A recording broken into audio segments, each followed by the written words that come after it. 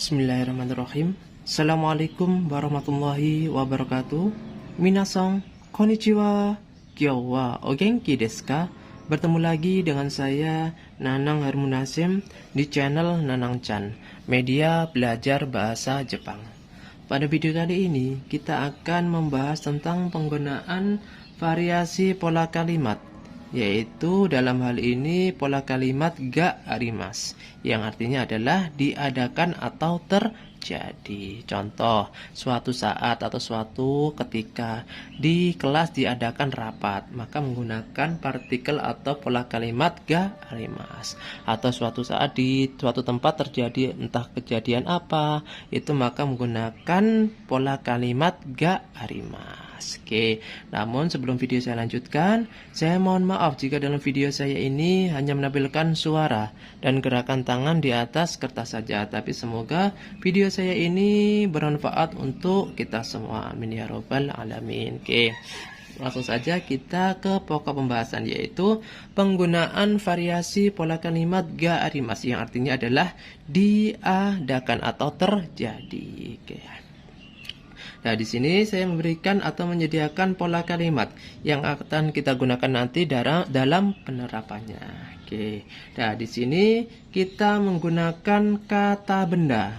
Kata benda yaitu bisa sebagai acara atau kejadian, yaitu kata benda. Contoh, ada kata kaigi. Kaigi ada kata benda yang artinya adalah rapat. Kecuali kalau dikasih simas, maka artinya adalah rapat suatu kegiatan. Tapi kalau kaigi sendiri memiliki arti adalah rapat.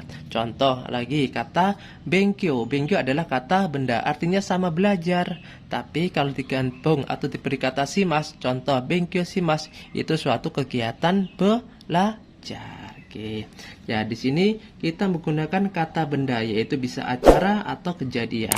Kemudian diikuti dengan partikel atau pola kalimat ga arimas, yang artinya adalah diadakan atau terjadi. Oke, di sini ada keterangan tempat. Jadi kalau kita menggunakan keterangan tempat, itu menggunakan partikel D, bukan partikel ni. Contoh, seumpama di jalan, maka menggunakan partikel D. Jadi michide artinya adalah di jalan. Jadi menggunakan partikel D, bukan partikel ni. Oke, agar lebih paham lagi, langsung saja kita ke contoh kalimat yang akan kita bahas secara bersama-sama. Nah, di sini saya menyediakan 3 contoh kalimat yang akan kita gunakan nanti dalam pembahasannya. Oke, nomor 1. Koen de nihongo no benkyou ga arimasu. Koen de nihongo no benkyou ga arimasu.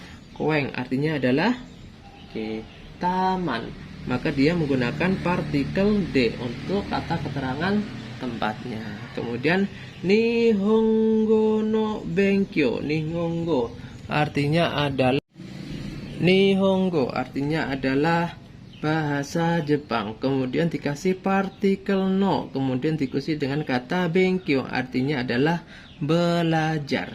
Oke, koen artinya adalah taman, nihongo artinya adalah bahasa Jepang. Kemudian diikuti partikel no untuk memberi keterangan tentang suatu kata benda ini, yaitu benkyou artinya adalah belajar. Jadi kalau digabung, nihongo no benkyou yaitu belajar bahasa Jepang. Belajar bahasa Jepang. Kemudian diikuti dengan ga arimasu, artinya adalah diadakan atau terjadi. Oke, jadi kalau digabung, koen de nihongo no benkyou ga arimasu. Koen de artinya adalah di taman. Nihongo no benkyou ga arimasu artinya adalah diadakan. Nihongo no benkyou yaitu belajar bahasa Jepang.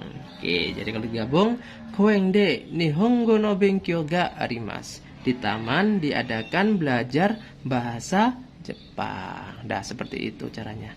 Jadi partikel atau pola kalimat ga arimasu ditaruh di paling belakang. Kemudian untuk keterangan tempat menggunakan partikel D, bukan partikel. Nih, saya ulangi lagi. Koen de nihongo no benkyou ga arimasu. Artinya adalah di taman diadakan belajar bahasa Jepang. Oke, bagaimana, mudah kan? Saya rasa pasti kalian sangat paham. Oke, kemudian kita beralih ke nomor 2, yaitu Jimuso de ima kaigi ga arimasu. Jimuso de ima kaigi ga arimasu. Jimuso artinya adalah kantor, ima artinya adalah sekarang, kemudian kaigi artinya adalah rapat, kemudian ga arimasu artinya adalah diadakan. Jadi kalau digabung, jimusode artinya adalah di kantor, ima artinya adalah sekarang, kaigi ga arimasu diadakan rapat. Oke, jadi jimuso de ima kaigi ga arimasu. Di kantor sekarang diadakan rapat. Dah, seperti itu aja. Mudah kan? Saya rasa pasti kalian sangat paham. Oke, langsung saja kita beralih ke contoh kalimat nomor 3, yaitu Tokyo de jishin ga arimashita. Tokyo de jishin ga arimashita. Jadi kalau ini bentuk lampau, maka artinya adalah terjadi. Oke, Tokyo de jishin ga arimasu. Tokyo de, Tokyo adalah keterangan tempat, yaitu nama kota di Jepang. Tokyo de artinya adalah di Tokyo. Ingat, kalau bentuk lampau maka artinya adalah terjadi. Jishin ga arimashita. Jishin artinya adalah gempa. Oke, jadi Tokyo de jishin ga arimashita. Di Tokyo terjadi gempa. Maksudnya ini sudah terjadi atau sudah lampau. Oke, bagaimana? Mudah kan? Saya rasa pasti kalian sangat paham. Bagi yang belum paham, bisa tulis pertanyaan kakak semua di kolom komentar. Oke, seperti biasa, setelah saya menerangkan beberapa pola kalimat, kemudian membahas secara bersama-sama contoh kalimat yang telah saya berikan, pasti saya kasih rensu secara mandiri yang digunakan kakak sebagai latihan mandiri untuk mengukur seberapa paham kakak akan materi pada video kali ini. Oke, di sini saya menyediakan tiga rensu, yaitu nomor 1, Ichibade Konshato ga arimasu. Nomor 2, Hirobade Omatsuri ga arimasu. Nomor 3, di kelas sekarang diadakan pertandingan catur. Oke, saya tunggu jawaban kakak semua di kolom komentar. Setiap komentar atau setiap jawaban yang kakak kirim pasti saya kasih respon. Mana yang kurang tepat, mana yang perlu dibenahi, pasti saya kasih respon satu persatu dan saya jawab. Oke, demikianlah video kali ini tentang penggunaan variasi pola kalimat ga arimasu yang artinya adalah diadakan atau terjadi. Ingat, kalau bentuk lampau maka itu artinya adalah terjadi. Apabila video saya bermanfaat, jangan lupa subscribe, like, dan share ke teman-teman kalian agar sama-sama mengetahui. Dan apabila dari kakak ingin dibuatkan video yang ada kaitannya dengan bahasa Jepang, bisa tulis di kolom komentar. Cukup sekian dari saya. Mohon maaf jika ada kekeliruan. Saya akhiri. Wassalamualaikum warahmatullahi wabarakatuh.